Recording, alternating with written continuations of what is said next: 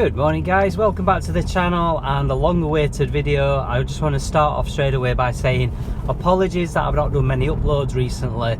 I've actually done loads and loads of videos, but they're in the process of being edited. You know, I tried getting a little bit fancy by trying to make the channel a bit more professional by doing a video, editing it, uploading it. The problem is the editing side of things sometimes takes that long that I'm just not having the time to do it like I'd like to.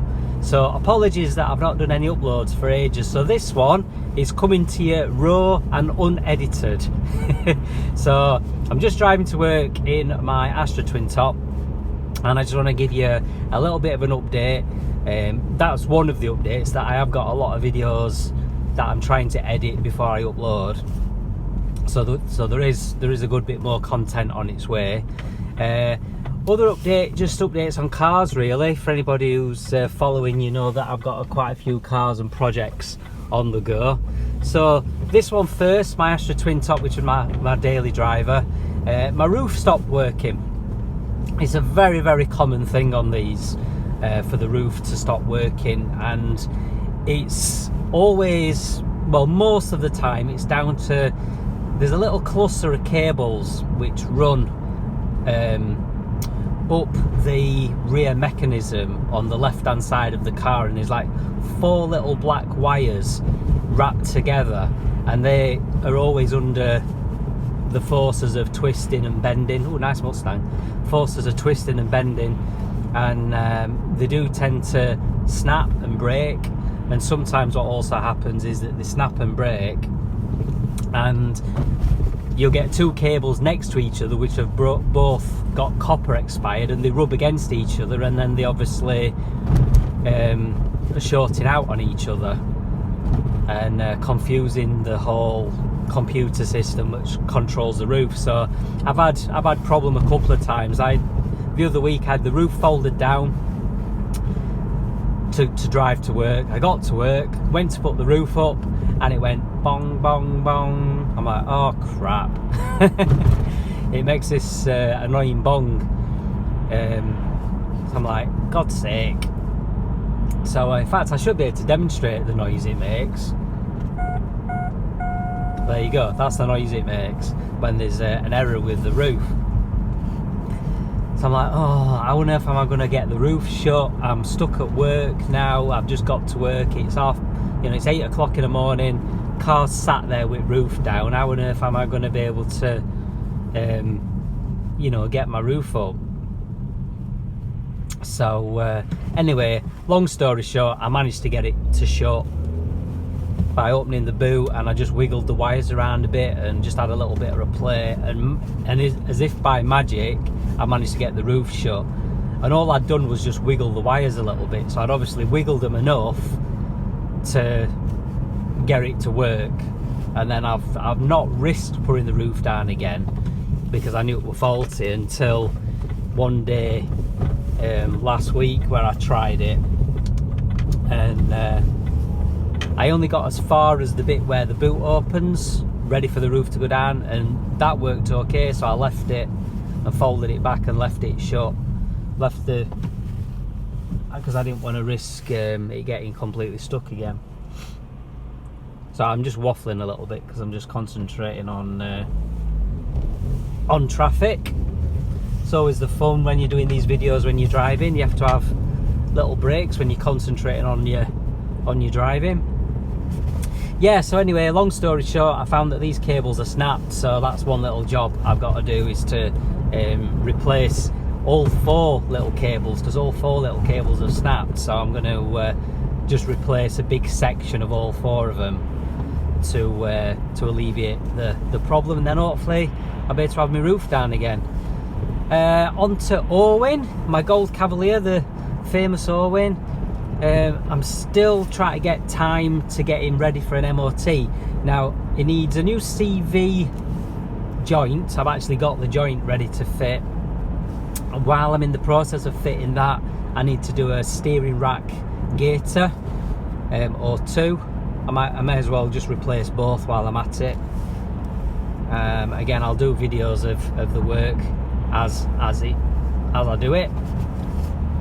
I do know that there's a little bit of welding needed on the near side rear chassis rail. There's a little hole in the chassis rail. It's only about the size of a 5p piece, but you know what these things are like. Once you start cutting, I'll probably find that it's bigger, and I'll have to weld a little plate in.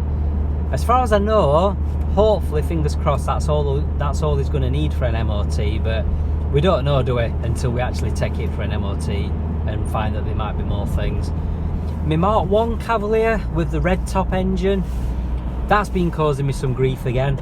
If you've seen the previous videos, you'll see that I'd managed to get it running spot on. I'd driven to work in it and I was really enjoying driving it, and then it started playing up again. The main thing I'd done was fit a proper fuel tank that's made for a car with fuel injection, so it got a proper swirl pot. But it's got other issues as well as that fueling issue. It definitely needs a new crank sensor, because the crank sensor that's on the car, the cable running to it is all split. So I need to sort that out.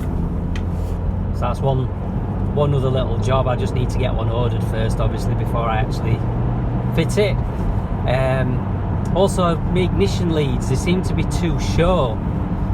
They seem to be, I've talked to people on the Calibra forum, because the engine is actually a Calibra engine, and they say it looks like I've got the ignition leads designed for one that has a normal distributor, whereas mine's the version that's distributorless, because it's got the electronic disc pack.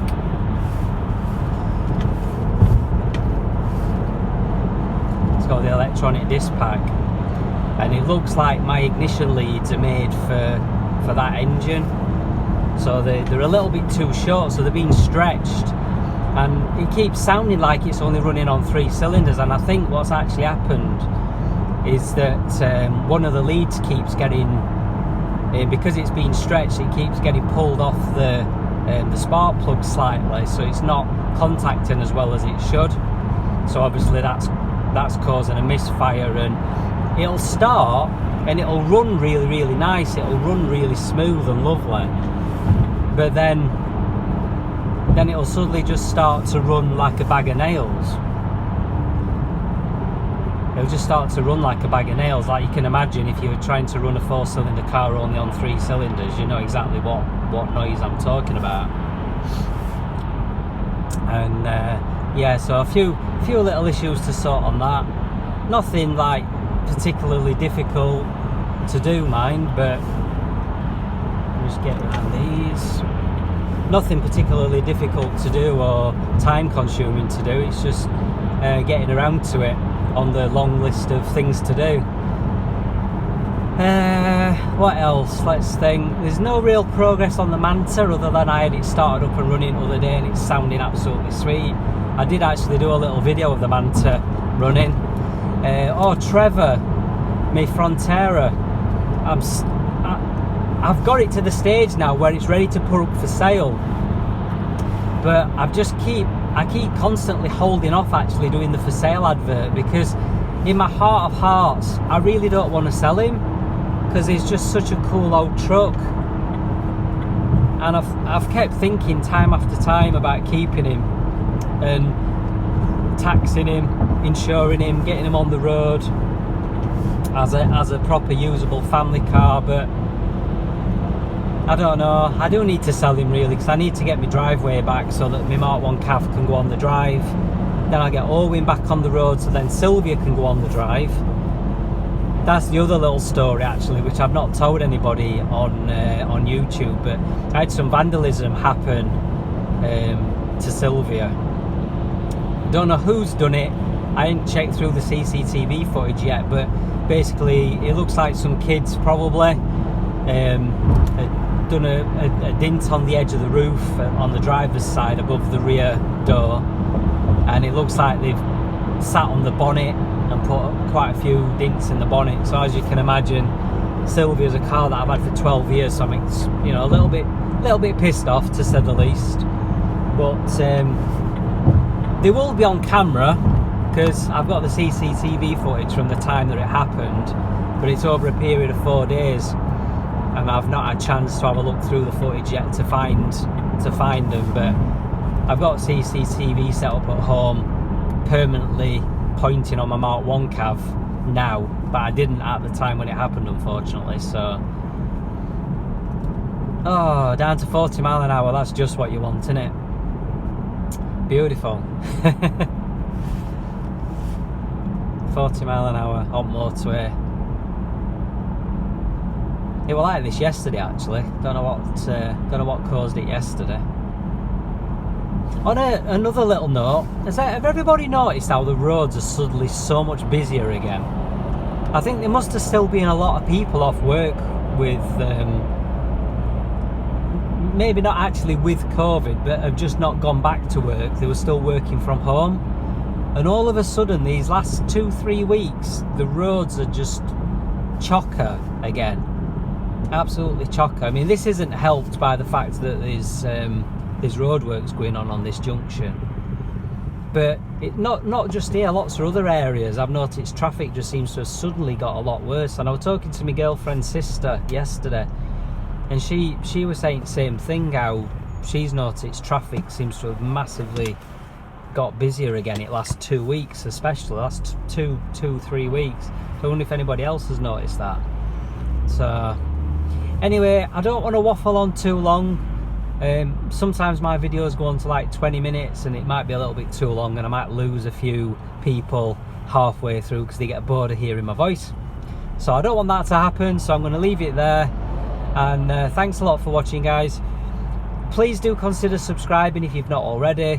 Please click the notification bell, because as I said, there will be quite a lot more videos being uploaded on a more regular basis. I am trying to dedicate a bit more time to doing the videos and getting them uploaded, getting them edited. As I say, I've got loads waiting to be uploaded, but I'm wanting to edit them first, because the ones where I've recorded them a little bit haphazardly and I need to combine videos to make it into one video, that kind of thing. But it's just a bit time consuming. So alright then, guys, so thanks a lot for watching, and I shall catch you next time. Bye.